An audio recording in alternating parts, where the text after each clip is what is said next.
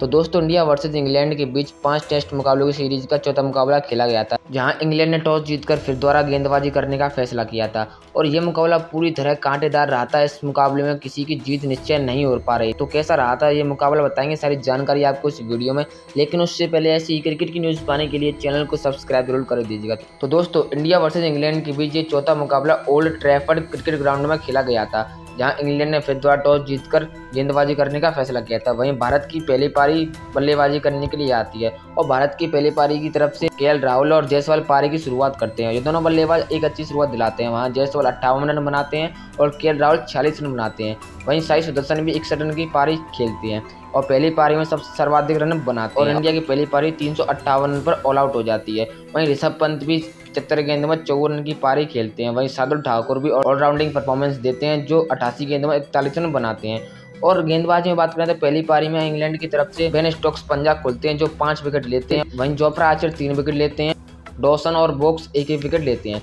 अब इंग्लैंड की पहली पारी बल्लेबाजी करने के लिए आती है, जहां इंग्लैंड की पहली पारी की शुरुआत जैक रॉली और बेन डकेट करते हैं और ये दोनों बल्लेबाज अपनी टीम को एक बेहतरीन शुरुआत दिलाते हैं। जहां जैक रॉली 84 रन की पारी खेलते हैं, वहीं बेन डकेट भी 54 रन बनाते हैं। हालांकि वो 6 रन से अपने शतक से चूक जाते हैं, लेकिन 54 रन की पारी में वो 13 चौके जड़ते हैं और काफ़ी अच्छी बल्लेबाजी करते हैं। ओली पॉप भी 71 रन बना जो 128 गेंदों का सामना करते हैं, लेकिन इस पारी में जॉय रूट 150 रन की सर्वाधिक पारी खेलते हैं। एक तरफ से डटकर बल्लेबाजी करते हैं। वहीं उनका साथ निभाते हैं बेन स्टोक्स, जो 198 गेंदों में 141 रन बनाते हैं, जिसमें वो 11 चौके और 3 छक्के जड़ते हैं। और इंग्लैंड की पहली पारी 669 रन पर ऑल आउट होती है। यहाँ पहली पारी में भारत की तरफ से सबसे ज़्यादा विकेट रविंद्र जडेजा 4 चटकाते हैं। वॉशिंगटन सुंदर और जसप्रीत बुमराह 2-2 विकेट लेते हैं। वहीं अंशुल कंबोज और मोहम्मद सिराज एक विकेट लेते हैं। अब इंडिया की दूसरी पारी बल्लेबाजी करने की आती है और दूसरी पारी की भी शुरुआत जायसवाल और केएल राहुल करते हैं, लेकिन जायसवाल इस बार पूरी तरह फ्लॉप हो जाते हैं और बिना खाता खोले क्रिस वोक्स को अपने विकेट दे जाते हैं और इंडिया का पहला विकेट 0 रन पर ही गिर जाता है। लेकिन केएल राहुल इस पारी में भी अच्छी बल्लेबाजी करते हैं, जो 230 गेंदों में 90 रन बनाते हैं।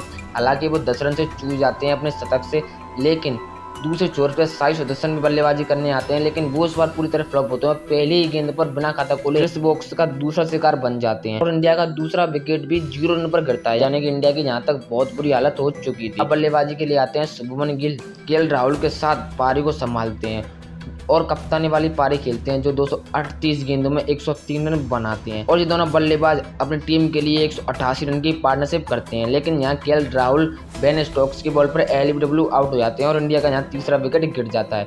अब बल्लेबाजी के लिए आते हैं वॉशिंगटन सुंदर, लेकिन दूसरे छोर पर शुभमन गिल अच्छी बल्लेबाजी कर लेते हैं, लेकिन जैसे स्कोर 220 रन के पार पहुंचता है तभी शुभमन गिल 103 रन बनाकर आउट हो जाते हैं जोफ्रा आर्चर की गेंद पर। लेकिन अब बल्लेबाजी के लिए आते हैं रविंद्र जडेजा। अब यहाँ मैच का 5वां दिन चल रहा था, ये दोनों बल्लेबाज डटकर बल्लेबाजी कर लेते।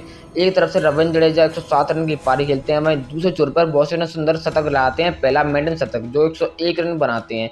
और ये दोनों बल्लेबाज डटकर बल्लेबाजी करते हैं और मैच का 5वां दिन चल रहा था और मैच पूरी तरह ड्रॉ के कगार पर हो चुका था। लेकिन यहाँ से इंग्लैंड पूरी तरह दमखम लगाती है मैच को जीतने का, लेकिन यहाँ से मैच फंस जाता है और आखिर में जाकर इंडिया 425 रन 4 विकेट के नुकसान पर बना पाती है, यानी कि 5 और दिन पूरे हो चुके थे और मैच का कोई नतीजा नहीं निकल आता, तो मैच इस कारण ड्रॉ हो जाता है।